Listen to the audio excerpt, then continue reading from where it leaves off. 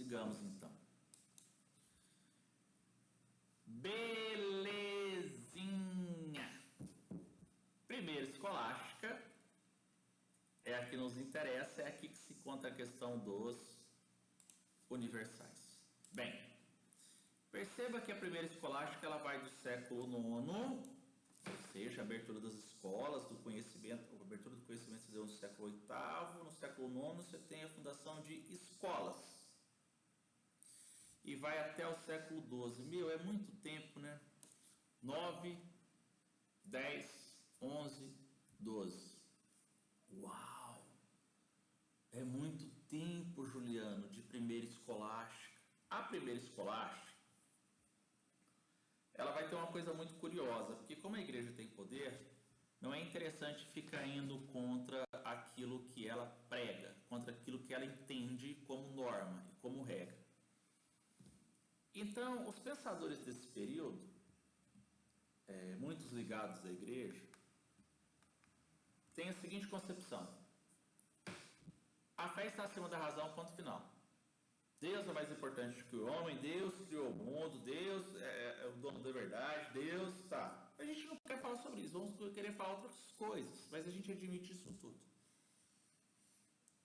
Admitido isso, vamos pensar outra coisa. Então, as principais características da primeira escolástica, conhecida como teocêntrica, ou seja, teo-Deus, pois coloca a fé acima da razão. Influência aí, ó, lá no século IV ainda do Agostinho. Embora acredite-se que ambas, tanto a fé e a razão, possam coexistir sem conflitos. Eles acreditam que fé e razão, a primeira escolástica, os pensadores da primeira escolástica acreditam que fé e razão possam existir sem conflito. Mas eles não discutem sobre isso.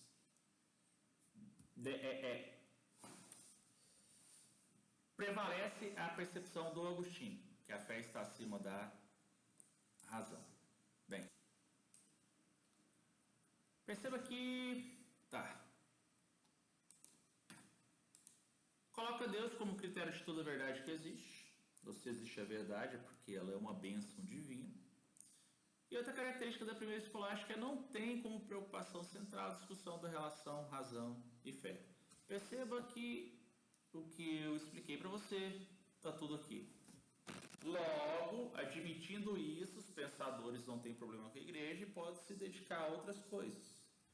Os pensadores da primeira escolástica direcionam suas reflexões filosóficas para outra questão.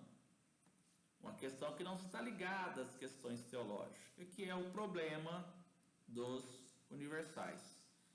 Como assim, Juliano? O que é o problema dos universais? Eu não vou te dizer o que é o problema dos universais, mas eu vou te explicar o seguinte. Você aprendeu lá nas aulas de Agostinho e Tomás de Aquino que com a invasão da Grécia por Alexandre e depois por Roma, os textos filosóficos se dispersaram. A maioria dos textos de Platão vieram para o Ocidente. Do Aristóteles, eu disse a maioria dos textos foram para o Oriente. Então, enquanto os cristãos se dedicavam à compreensão da Bíblia a partir de Platão, isso até a segunda escolástica, os árabes e judeus se dedicavam ao conhecimento do Alcorão e do Torá a partir dos ensinamentos de Aristóteles.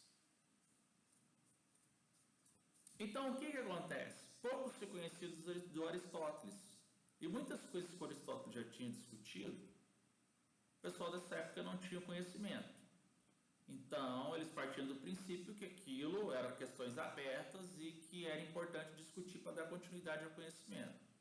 Então, a questão dos universais é um problema, sobretudo, de lógica. Mas não é só questão de lógica, né? Porque Aristóteles ele é o pai da lógica formal, clássica ou menor. É também um problema de gnosiologia, ou seja, de teoria do conhecimento. É um problema de linguagem. Então, a questão dos universais é uma questão que deriva da obra lógica do Aristóteles, que chegou ao Ocidente e que existia ali uma série de discussões que, de acordo com os pensadores da época, estavam o quê? Abertos. E aí, o que se passa? Eles vão continuar essas discussões. Tá. vários dos pensadores. Eu estou trazendo para vocês os principais. Perceba que aqui tem 4 pensadores, só que a questão dos universais, eu ainda não falei para você o que é a questão dos universais, o problema dos universais. Ele vai ter basicamente 3 correntes de pensamento sobre o problema dessas questões de lógica. Alguns vão dizer 4, porque vai ter uma que vai derivar a outra, mas dentro de particularidades muito específicas. Então aqui, 3. Os principais pensadores da primeira escolástica, que discute a questão dos universais, são Guilherme de Champeau, Anselmo de Cantuária, Rosselino de Compiègne e o Pedro Abelard. Perceba que aqui eu coloquei a palavra tese, antítese, síntese. Eu estou dizendo para você que esses 2 pensadores, que está com a palavra tese, eles pensam de maneira semelhante sobre a questão dos universais. O Rosselino de Compiègne, olha aqui, é uma antitese ou antítese, pensa de maneira totalmente contrária ao Guilherme de Champeau e ao Anselmo de Cantuária. O Pedro Abelard, por sua vez, ele já vai tentar estabelecer uma síntese, seja uma espécie de conciliação entre a tese e a antítese. E aí o que se passa? Observa as datas deles aqui de nascimento, ó, e morte, tá vendo? O que significa dizer que eles são contemporâneos. Ou seja, viveram ali em uma mesma época, estão sob a mesma influência cultural, estão sob a mesma influência religiosa e etc. E aí, vale ressaltar o seguinte. O que é a questão dos universais? A gente precisa saber. Por enquanto, eu só quero que você saiba que existem 3 correntes de pensamento sobre o que são os universais. E são 4 os filósofos que representam essas correntes. 2 desses filósofos representam o chamado realismo absoluto. Tá aí. Esse realismo absoluto, ele baseia-se em Platão. Ele baseia-se em Platão. Oh, bacana. E de acordo com o realismo absoluto, de influência platônica, os universais são seres que existem. Os universais são seres que existem. Então tá aqui. Então para aí. Para Anselmo de Cantuária e Guilherme de Champeau, que representam a corrente realista absoluta, de influência platônica, os universais existem. Ponto. Para Rosselino de Compiègne, que é um nominalista,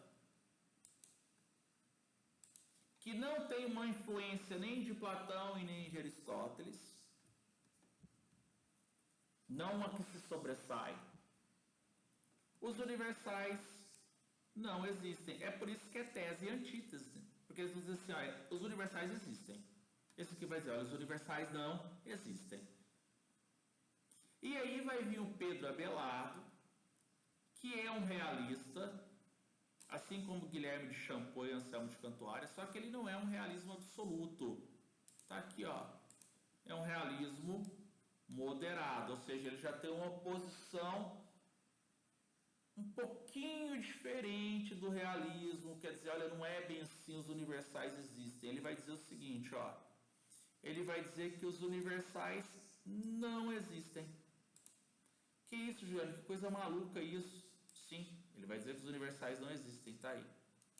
Mas se ele está dizendo que os universais não existem, ele não seria um nominalista?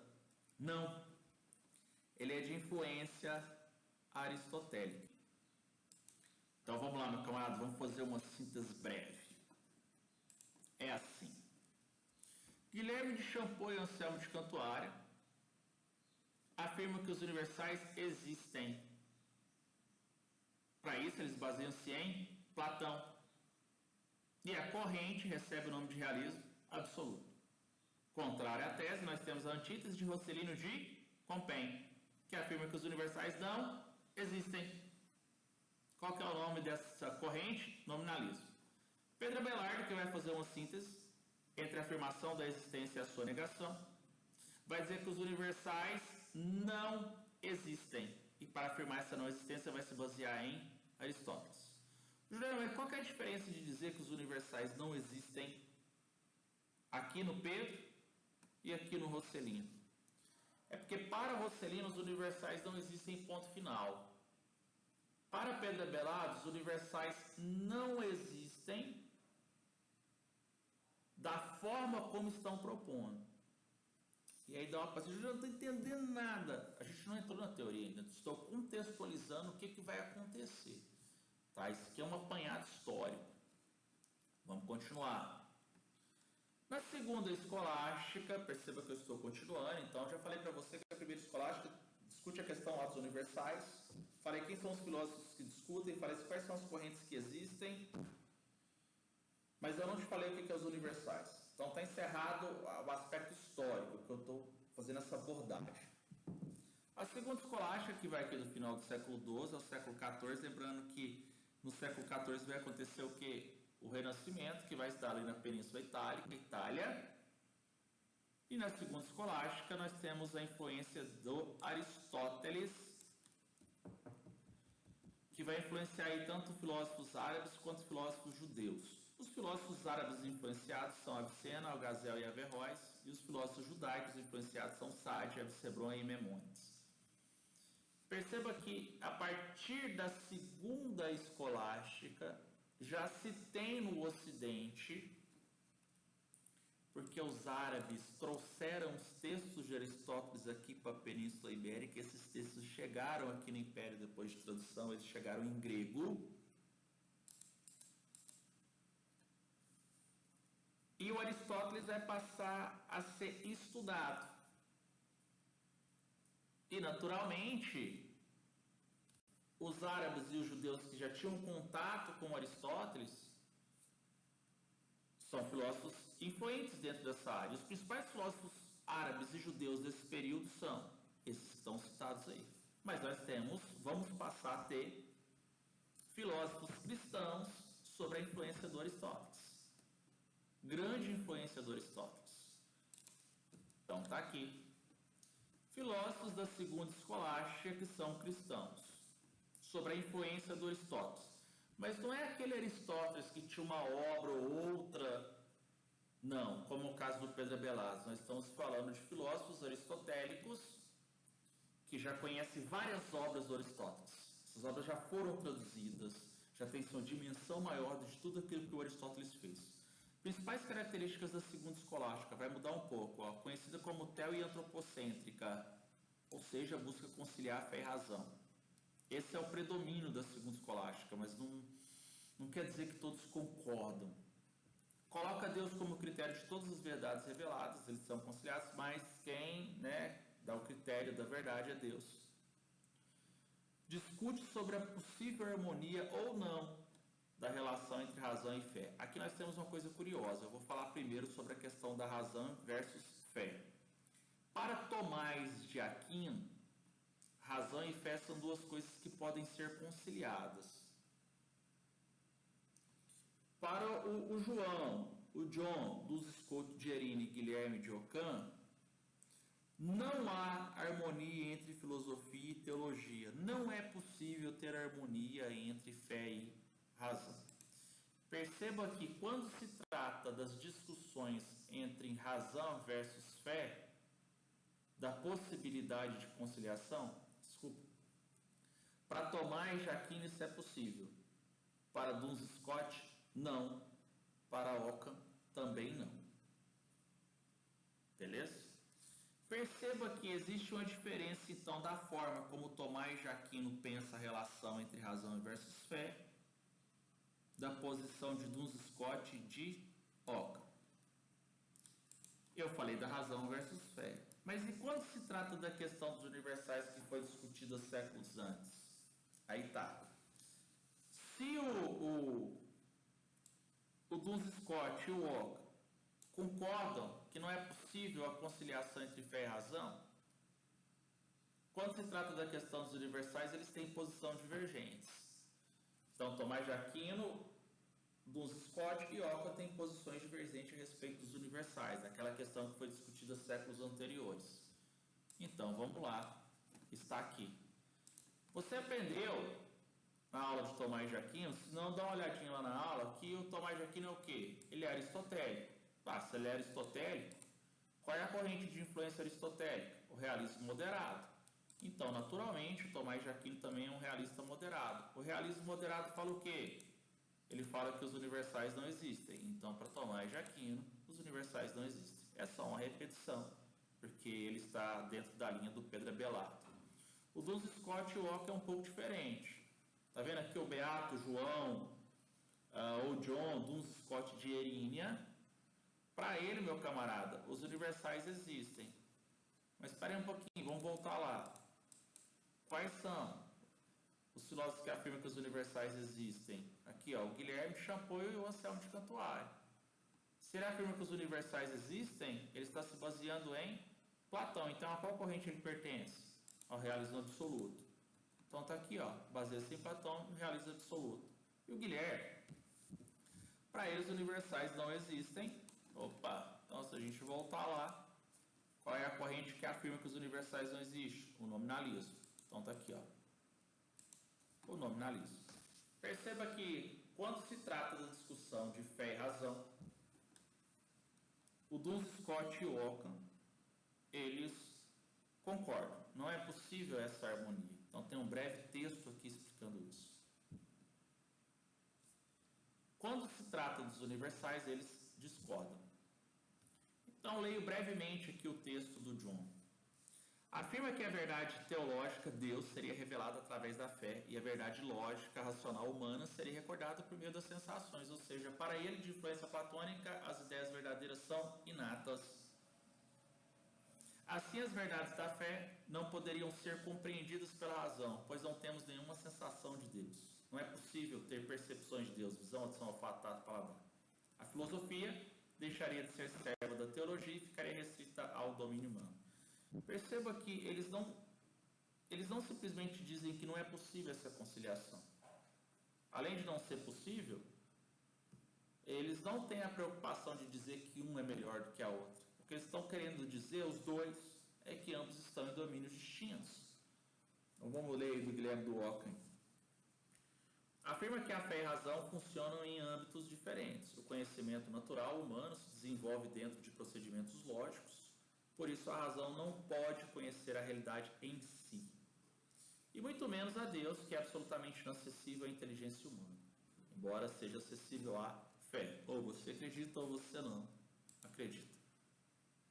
Por fim, a gente está encerrando aqui o aspecto histórico com a terceira escolástica. Perceba que a terceira escolástica, as escolas que ainda foram fundadas no século IX, agora vão se voltar para a filosofia, para as artes, para a cultura, para as letras, para a ciência. E aí você vai ter o quê? O antropocentrismo. Está aqui o homem vitruviano do Leonardo da Vinci.